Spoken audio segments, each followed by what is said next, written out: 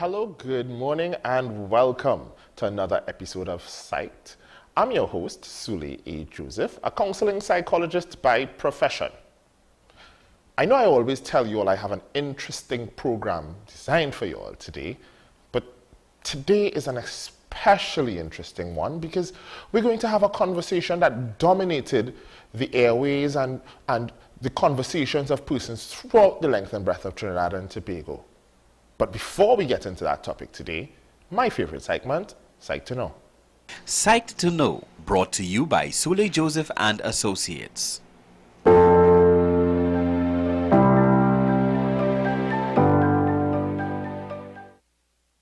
In 2015, out of 420 murders, 340 were committed with firearms. That means that 80% of murders in 2015 were committed by gun violence.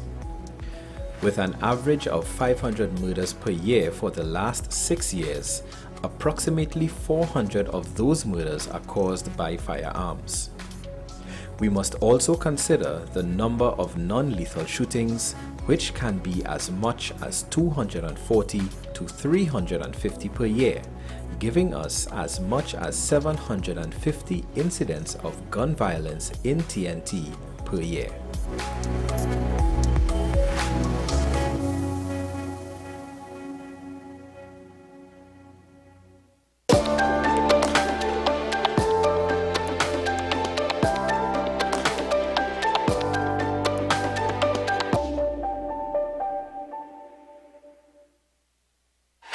FanZone, your reliable, authentic supplier, has just gotten better. You can now visit our website www.fanzonett.com for your authentic wear and collectibles. The only place where you can use both your Visa debit and credit cards.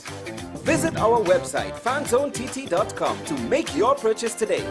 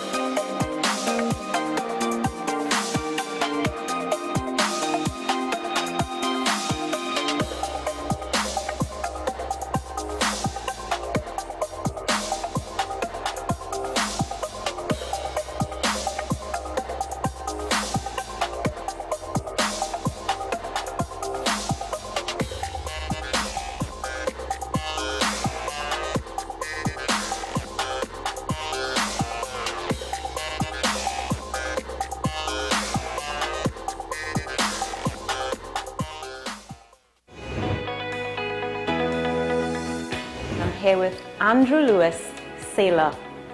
Andrew, thank you so much for joining us. The most beautiful thing about sailing, in my opinion, is it's where it was, originated from. It was a form of transport that was allowing people to connect different parts of the planet. And sailing today has become many different ways of life, but I have chosen the pathway of the Olympic Games. For women to feel confident, we have to feel sexy. That doesn't mean outward appearance. It could be a mental state, it could be a physical state, it could be an emotional state. And if you choose to be liberal, and if you choose to be conservative, that is up to you. I just give you the space to choose whatever you want to do. What's up, Doc? Tuesdays and Thursdays here on WESN, Content Capital.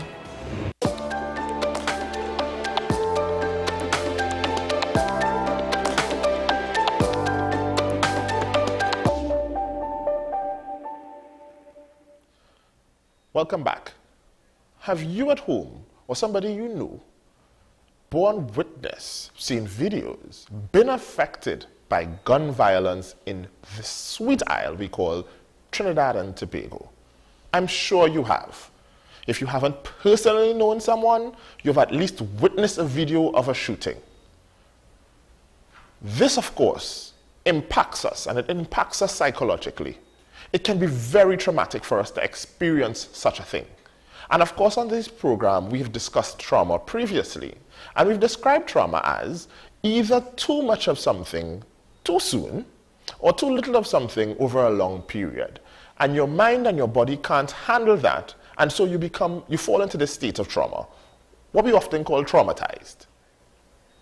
Joining me on the program today to talk about gun violence in TNT and how that can be traumatic to our population and how we deal with that is Miss Aisha Corby. Ms. Aisha Corby joining me this morning. Thank you very much from Victim and Witness Support Services.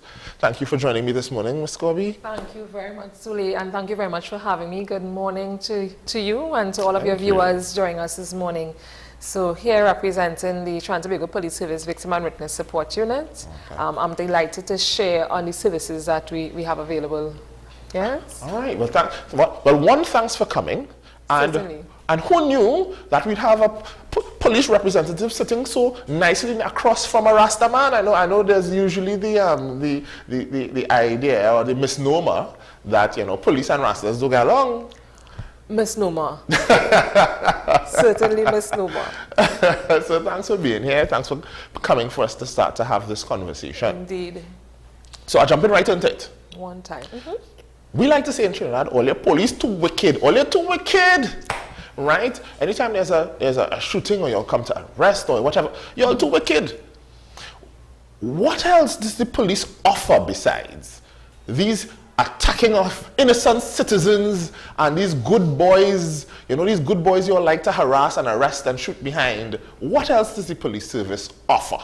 So when these good boys come to liberate my cash from me, because of course I am enslaving my cash or my vehicle, and they come to relieve me of my vehicle or my cash, and in so doing, there's maybe some exchange, somebody's injured, maybe somebody's murdered in the process and so on. What then, besides going after these persons, can you all offer to the trauma of that situation? Right, and certainly indeed, the statements of the police being wicked would be a perception in some instances, right, as you would appreciate. But granted, the police takes very seriously the impact of crime on victims and the populace, and hence the reason we have embedded within the TTPS a Victim and Witness Support Unit. That does essentially that. Support victims of crime, witnesses of crime, any age, any type of crime. And particularly with the recent instances that our country would have experienced with gun violence, particularly the situation at South, those are the instances where we provide a detailed menu of support services. What does that include? So it include, of course, those elements of counseling and support to help the person cope with the effects of that crime. Right. We do a needs assessment, because one shoe size doesn't fit all. So we would assess persons' needs to see what are the needs for persons, what agencies we should connect them to. Okay. Right? So what we would also do is provide updates on the investigation. So persons may not be aware as to what is happening with the matter. We'd also look and see what are the needs that the family may present that are victims of the crime. What are needs in terms of how they are managing with the trauma of this incident. Right? We'd also look in terms of providing that type of preparation adventure there was a deceased, someone was killed, right, in terms of preparing persons to deal with funerals, preparing persons with support at funerals, supporting persons as they may have to go through the forensic sciences process as well.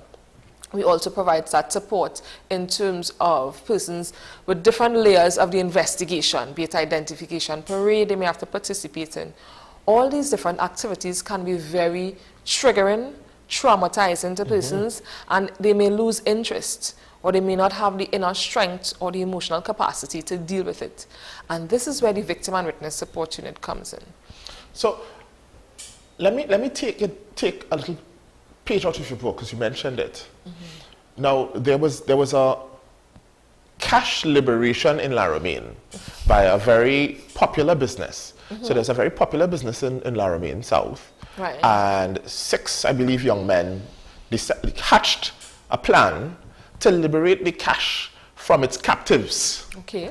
Right? In layman's terms, or they try and thief the people money. Right? So they try to steal the money from an establishment in South while they were transporting the money. Right. And in so doing, I believe they killed 2 of the security guards and injured one significantly. Right? In a scenario like that, after that, I believe the police would have cornered them underneath somebody's house. And a gunfire exchange would have started, so much so that videos started circulating of other people saying, what madness is this? They're witnessing gunfire exchange and so on. In a situation like that, how do you all then help? What is the role of victim and the unit support? What happens then? Definitely, and you would, as you explain the different segments of the scenario, it really shows the different groups of persons that would have been impacted and the layers of trauma experienced from this single incident. So if we look first, unfortunately, with the deceased, and I mean, it's 2 weeks would have passed thereabouts, but still condolences to the families that are still grappling with the effects of this situation. And so we would first have those 2 security guards that would have lost their lives while on duty, and the single security guard that continues to battle for her life, and providing that assistance to the families of the surviving security guard, and also to the families of those that would have lost their lives, to help them cope with what has happened. Possibly they may need to do statements and go through the investigative process. So we would work alongside the investigators to see how we can prepare and support these surviving relatives as much as may be needed. So counseling would be provided to the families. We also can do debriefing meetings with the families to give the families a space to process what has happened. We can also provide that preparation for the funeral, because there are funerals now that you have to prepare for. You have to go to forensics. So those activities, as I mentioned already, we prepare the persons to deal with that. But then you also have the workplace, or the environment where the incident would have occurred. A number of bystanders. Persons that may have just crossed the road right before the car would have stopped. Persons that may have just left Pennywise. Actually, I got a call from a friend who was in Pennywise when this occurred. And she would have revealed to me, she was shaking. She was there with her parent, and they both were shaking after the incident. Of course, people scampering inside the establishment for their lives. Right. So I could imagine, can they access this service? Yes, definitely, because right now the net of persons that are receiving these services from this incident would involve, in addition to the relatives of the deceased, you would also have the persons that are employed at the establishment, that would have just left the establishment, and the plaza area as well. Other businesses within that area, where the unit would have gone in and engaged persons and offer the services that are available to them as well. And then you would have persons that may have been bystanders. We know a young male would have been injured as well, and very closely he could have lost his eye or lost his life. So in terms of the minor that would have been injured, their family as well would be available to get that type of assistance. So the services that the TTPS provides now would be to all these different persons impacted. We try not to leave anyone untouched, and the services would be offered. But in addition to that, Suli, we have the situation as to where the suspected persons were confronted. Right. Yes. And which takes us to another community now, is impacted, and this type of gun violence is thrown upon them. Persons in the street, as to, is our community now safe? Should we go outside thereafter? Or the persons that may have lived on the compound where the incident occurred. Imagine they may have been thinking, what if it proceeds to upstairs? How safe are we? Are we going to survive the night?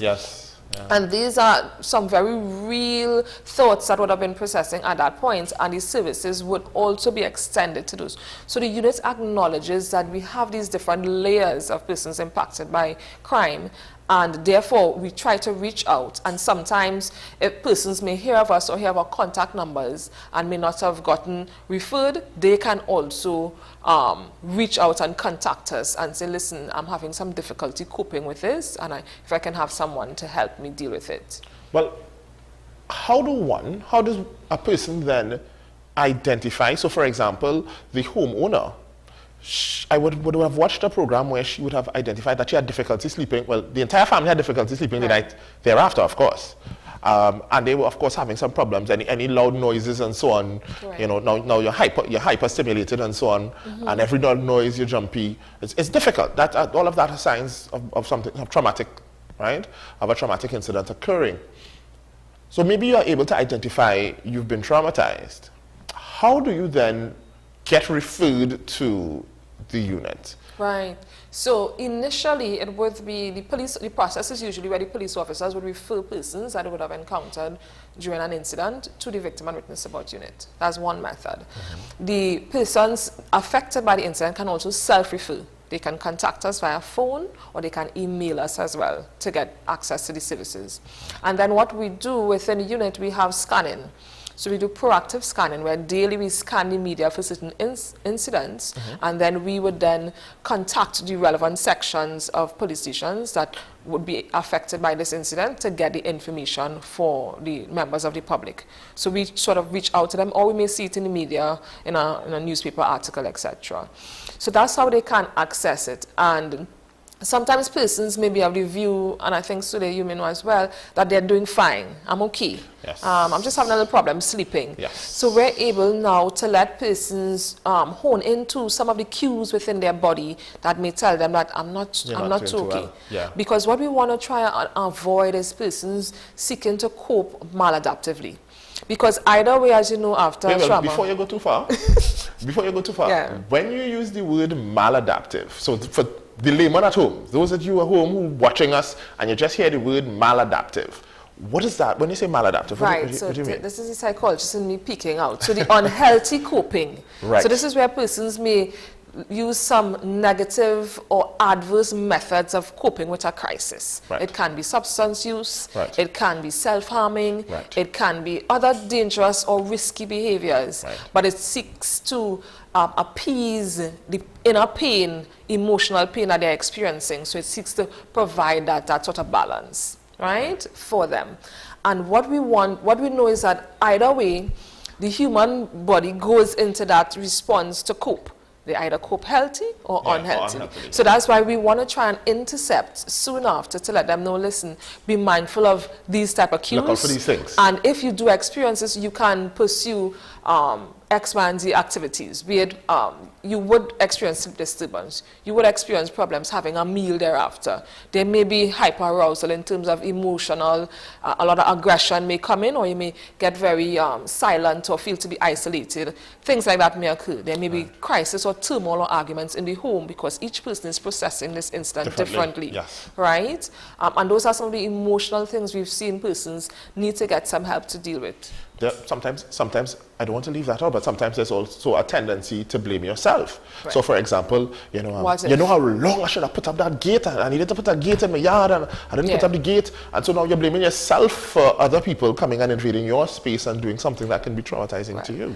And I think as we reflect on the media recently, there may have been other layers or levels of responsibility being apportioned onto this incident. Right. In terms of professional agencies and different things that persons may have hoped could have been in place. Right. And as we go forward, we continue to learn to see how we can secure ourselves as a society, strengthen our security apparatus with these instances. And we look now at the emotional safety that we want to promote for persons.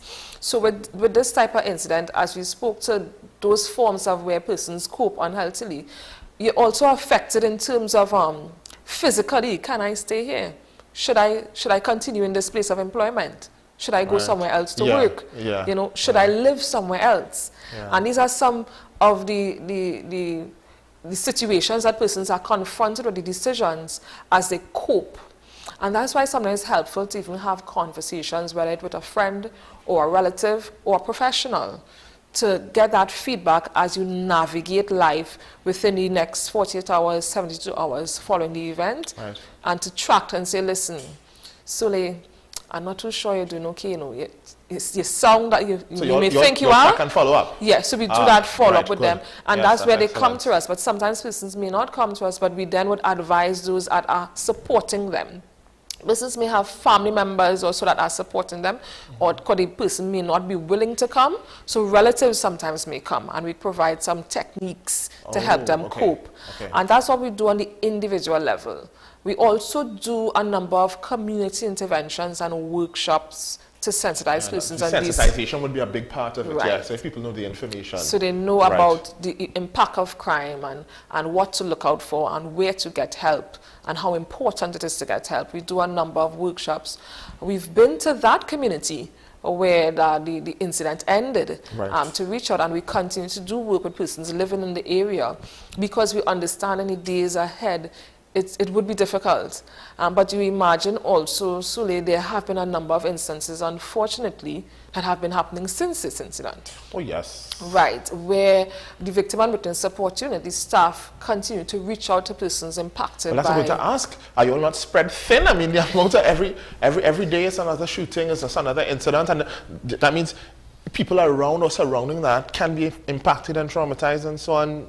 Correct. And I think it really underscores the pursuits of the Commissioner of Police in terms of recognizing the impact of crime on victims themselves, and the importance of having interventions so that we don't have persons graduating from victim to process their crime with homicidal or even perpetrator tendencies. And that's why we see it's important to assist. So we have a cadre of about 20 plus victim and witness support officers across Trinidad and Tobago. So the services are available at all 9 to 10 police divisions at this time. And persons that are in the unit are trained with at least a first degree in psychology or social work, or a master's degree in that area. And we do ongoing training as well. One of the key things of the unit is confidentiality. Sorry? I say I can attest to that. So I'm a product of y'all, but yeah. Mm-hmm. And a good one, I must say. Thank you. One of the key things is the confidentiality, because persons of various strata in the society are affected by crime. So you want to present a space where they can get that assistance. And also, Sule, why this is important too, we have the court process, and we see as times go along with an investigation, persons may have to give evidence at court. Right. And they may be very fearful, that's unsure what to expect. Yeah, right. What to expect when I go to court. And thankfully, we have a number of matters that are heard virtually now, coming out of the learnings from COVID. But we also have some matters that are in person. So the Victim and Witness Support Unit is able to prepare persons to what to expect when you go to court, or help them reduce that level of trauma that may resurface of the thought of going to court. Go through the entire process again. So we actually do the intervention from I would say, from statement to sentencing and beyond. Okay. From any layer or any stage of your experience with crime. Yes. Yeah, that is what's available. Well, Aisha, we are running out of time today. We are. I feel as though I need to bring you back, because there's so much more I feel we can have a conversation about. And while some of this information may not be new to me, as I did work with TTPS as a therapist previously, but I'm sure it may be new to a lot of the viewers at home. And I feel there's a lot more information and content we can share. So hopefully we can get you back in, and you can come and share more and have a deeper conversation about the impact and so on. And maybe even have that conversation about, are police really wicked? Are they wicked though? You know, do we have that conversation? But in closing, yes, could you leave a statement for us, for those viewers at home who are looking on? What do you want them to leave with information based on the victim and unit support? What was one statement? Crime affects us all. And we really don't want persons to suffer in silence from the effects of a crime. And we want to encourage persons to reach out for help, because it can have significant adverse effects on your life and your functioning, and you don't have to suffer in silence.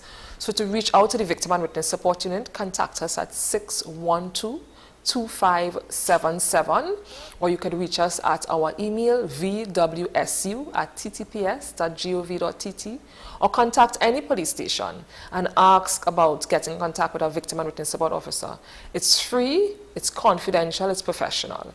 And this is what we have available to any member, both nationals and non-nationals. So could you give us the number one more time? Absolutely, 612-2577. Thank you very much, Aisha, for joining us today. I really appreciate it. All right, guys, thanks for tuning in. Of course, you were right here watching Psyched on WESN. This is Sule A. Joseph signing out. Till next week, please God, same time, same place. Remember, stay psyched.